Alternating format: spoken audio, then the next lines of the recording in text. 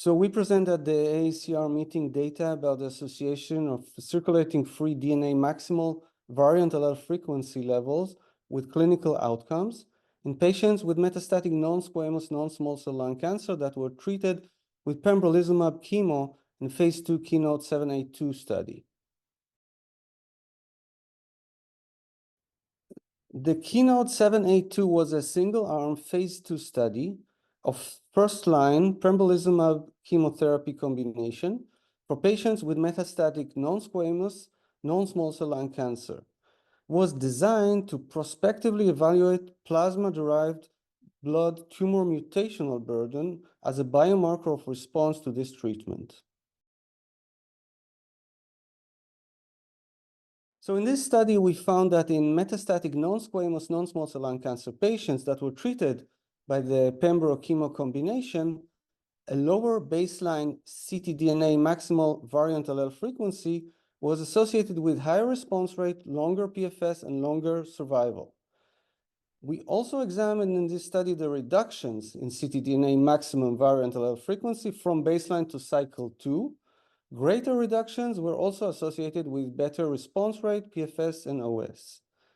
And this analysis took ctDNA max variant allele frequency as a continuous variable.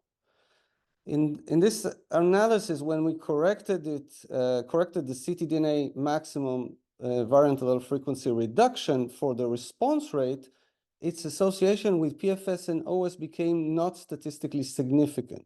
In other words, taking into account the RECIST-based response evaluation, maximal variant allele frequency reduction lost its significance as a prognostic factor.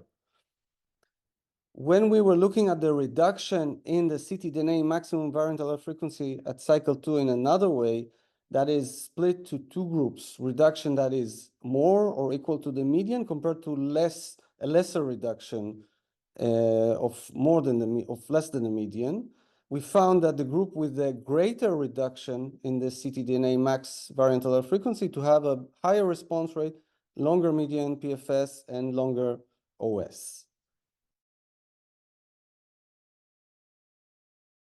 So ctDNA evaluation in general is a powerful tool for diagnosis, profiling, prognostication, and monitoring cancer. And it is being explored now for many tumors in various scenarios. The Keynote 782 is one of the very few studies designed to prospectively evaluate this tool. In this report, we focused on maximal variant allele frequency, which is also an emerging biomarker. Basically, it's another means to analyze ctDNA results. The Keynote 782 study provides additional data to the field, being one of a handful of studies testing this tool prospectively.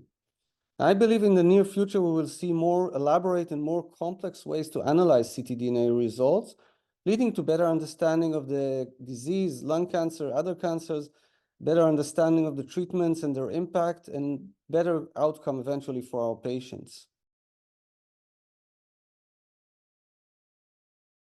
Potential additional studies on the ctDNA data of the patients included in this study include analysis of variant allele frequencies of specific mutated versus wild-type genes such as KRAS, STK11, KEAP1, and more. Additional studies on the dynamics of the ctDNA-specific alleles and the variant allele frequencies with the treatment and at progressive disease. Additional studies included in the study are including the tumor RNA-seq profiling that was also done. One such study, for example, will be presented at the coming annual ASCO meeting.